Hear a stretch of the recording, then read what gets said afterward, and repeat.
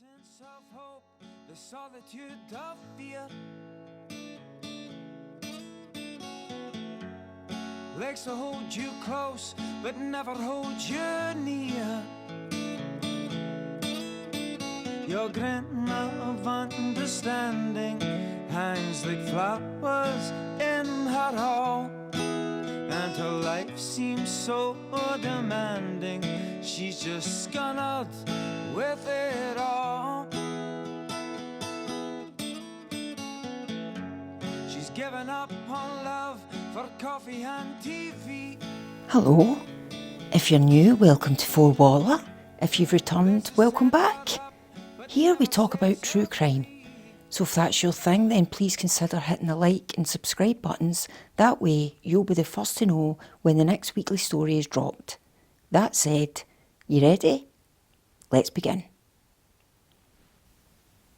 This week we're going back to the US, to Knox County, Ohio, to a wee place called Apple Valley.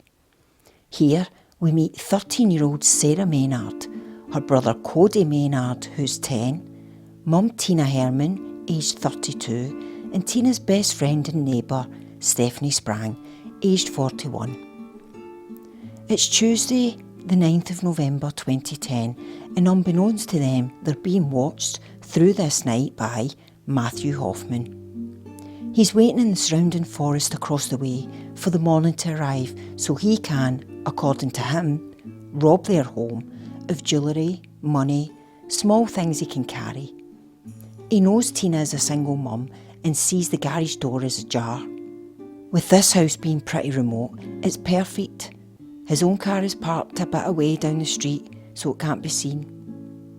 He has a sleeping bag and a hunting knife, just as a warning in case they come home early when he's in their house. I think me and you both know here at Four Waller, this is not how it's going to pan out. On the morning of Wednesday the 10th, he'll watch the family leave, then slither under that garage door, kicking the door in that leads directly into the house.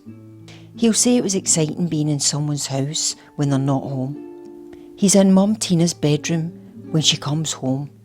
Shocked, not knowing what to do, and too late to hide, he confronts her, ordering her onto the bed face down, and starts trying to knock her out with a lantern.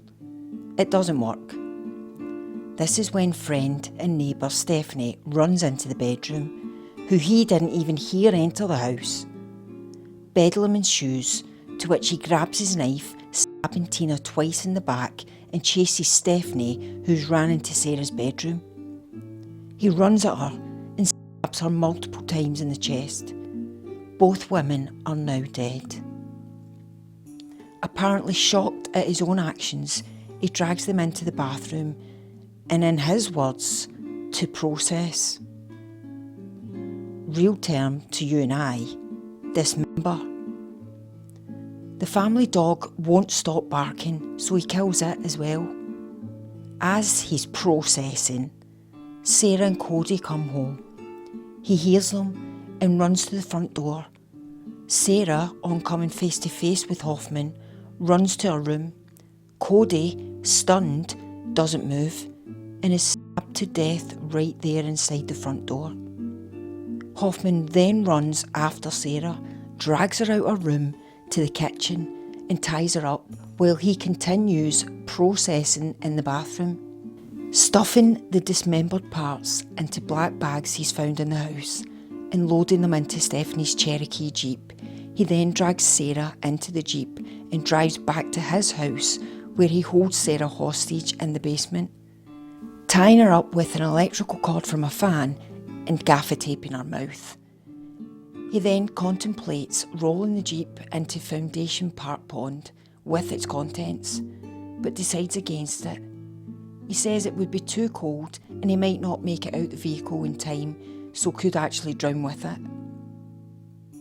He's been working as a tree trimmer and, as we're about to find out, is obsessed with trees and leaves, so opts for stuffing the black bags in a hollow 60-foot tree in Kakosing Wildlife Area using a rig and pulley system to get to the top. Leaving the Jeep, as he'll come back tomorrow night to set fire to everything, the house, the pickup and the Jeep.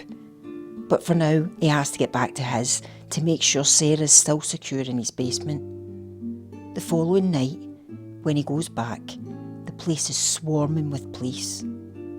Earlier that day, Sarah's boss stops by to see her and could see blood everywhere, so calls police. A missing persons investigation is now underway. When Hoffman is spotted loitering at the location, he's questioned. He'll say he's waiting for his girlfriend to finish her shift in Kenyon Inn. When asked for the girlfriend's name, he doesn't know as they've just started dating, but her first name is Sarah.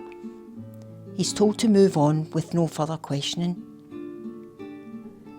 Police find 2 sets of footprints leaving the house. One must be the perpetrator, the other set is small, which means at least one child left this house alive. But are they still alive? Detectives will find in amongst the carnage a Walmart bag which contains 2 tarps and a box of 55-gallon heavy-duty trash bags with a receipt dated the 4th of November. So they head to Walmart and look through their CCTV. They see Hoffman and recognise him from being questioned from the previous night. Detectives trace his car straight to his address on Columbus Road. Surrounding the house, the first officer rams the door in and the second immediately throws a flash grenade in to stun Hoffman. Hoffman is found on the living room sofa. What they find will shock even hardened police officers. The entire house is covered in leaves from floor to ceiling, and there's childish doodles on every wall and surface. Mount Vernon Police Detective Craig Feeney says on entering the house, "So much runs through your mind. What if someone's hiding under that pile? Or in this case, I thought, is that where he's hiding the bodies?" Trawling through the house, they find the basement door barricaded with an old sewing cabinet. It's down in there they find Sarah, alive. She's on a bed of leaves and sheets, bound and gagged and wearing a nappy Hoffman is made out of a white plastic bag with 2 holes for Sarah's legs to fit through. When the gaffer tape is taken off her mouth, she tells officers she's late for school and could they take her? It's later discovered Sarah's also been raped.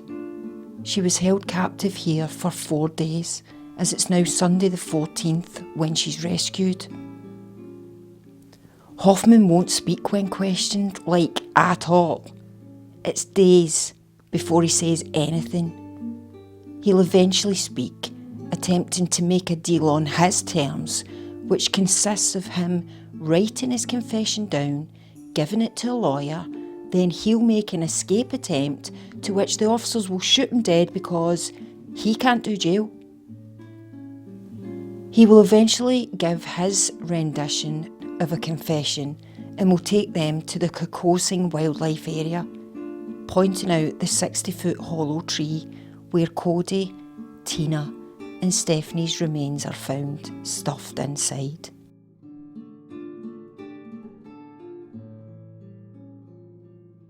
On the 6th of January 2011, after pleading guilty, Matthew Hoffman is given a life sentence with absolutely no possibility of parole. Sarah will go on to live with her dad and has since become the beautiful young woman her mum would have wanted her to become. Sarah's dad Larry will say of Sarah, "She's an inspiration and has taught me far more than I could ever teach her about life." Sarah and her dad have founded the Healing Hearts non-profit foundation for victims of violent crimes like Sarah.